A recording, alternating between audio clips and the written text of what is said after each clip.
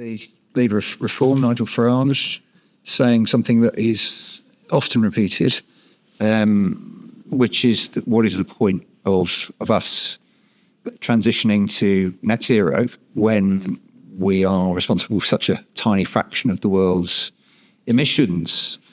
Now, in our inquiry, building the case for the energy transition, we've heard evidence of the economic benefits, of the national security benefits. What do you think is the answer to what Mr. Farage was saying yesterday and what quite a lot of people, in my experience, also say? We're taking action on the clean energy transition because it's the right thing to do for the country today, and it's the right thing for future generations. It's really important to say this. I think Nigel Farage wants to airbrush history. He wants people to forget about the fact that it was our exposure to fossil fuels that led to the worst cost of living crisis in generations. Family finances wrecked, business finances wrecked, and still paying the price. Perhaps we'll come on to that. And public finances wrecked as well. And there is only one answer to that, which is homegrown clean energy we control. And the security you get from that homegrown clean energy is what is now essential for our energy security and our national security. And anything else, any decision to say, let's just remain on fossil fuels, subject to a global market controlled by petrostates and dictators, is frankly surrenders our energy security and indeed our national security. And so, Reform can sort of make these arguments, but they fly in the face of the British people's experience of what has happened to them and what they are still facing. Plus, as well as energy security, this is the right thing to do for jobs. And if you go to what's happening at Sizewell, or carbon capture and storage in 4 different parts of the country, or indeed offshore wind, or what we hope to do on hydrogen, this is the jobs opportunity of the 21st century, and we should seize it. It's also the right thing for future generations as well. As I said in my climate and nature statement a week ago, we should be proud of what Britain have done under governments of both the Conservative and Labour parties in taking a lead and others following. Richard Tice, the Member of Parliament for Skegness, wrote some letters to energy companies last week saying a future Reform government would cancel contracts for renewable energy. What do you think about that?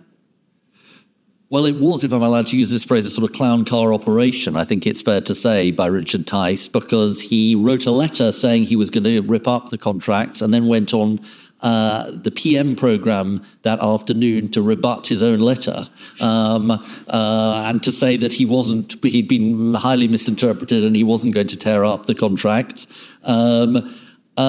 Look, I think the broader point here is that this is driven not by concern for the British people or interest in people's energy bills. It's ideology, and as I think Theresa May put it a few months back, it's the people pushing this anti-clean energy agenda that are the real ideologues in this.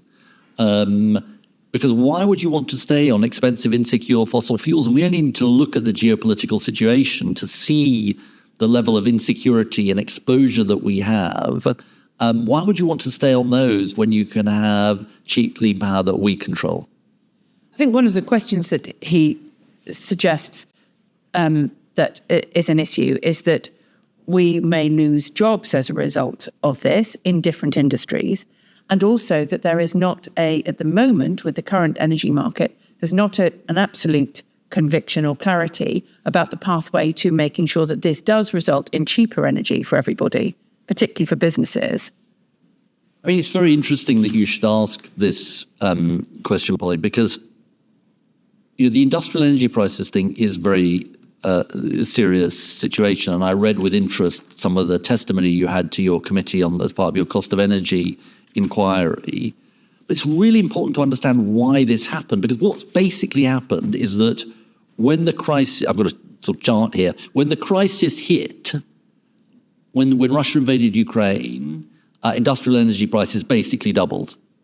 And they haven't got, the gas price hasn't got back to the level it was at in the past.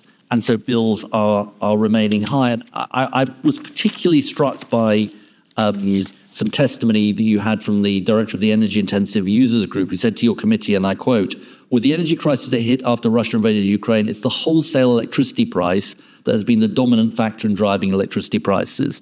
In other words, there are people who want to use their opposition to clean energy and climate action to say this is all the fault of that, but they're just wrong. And that's what the energy-intensive industries are saying. Now, I don't want to underestimate some of the seriousness of the situation, but first of all, we've got to work out the reasons why industrial energy prices are high. And secondly, the really irresponsible thing about what Richard Tice is doing with that letter is he's almost deliberately putting at risk tens of thousands of jobs across our country. The net zero economy grew 3 times faster than the economy as a whole last year. He's sending a message to business and others: don't come and invest in Britain. We're sending the message: come and invest in Britain. And actually, to the tune of about 50 billion, they have been investing in Britain since the election, making commitments to invest in Britain. And that's about good jobs for people up and down the country, including in your constituency and indeed Richard Tice's.